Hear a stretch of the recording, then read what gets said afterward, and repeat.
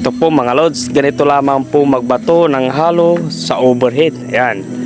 Lambutan nyo lang po ang inyong mga kamay dyan mga lods. Ayan. Huwag nyong tigasan. Hayaan nyo yung kutsara na pumitik mga lods. Ayan. Maladnaw po yung ating halo dyan mga lods. Kaya intindihin nyo na lang kung may mga natatapon mga lods. Dahil normal lang po yan. Ayan. Ganyan po yung tamang pagpipitik ng halo sa overhead mga lods. Ayan. Kapit na kapit po yan.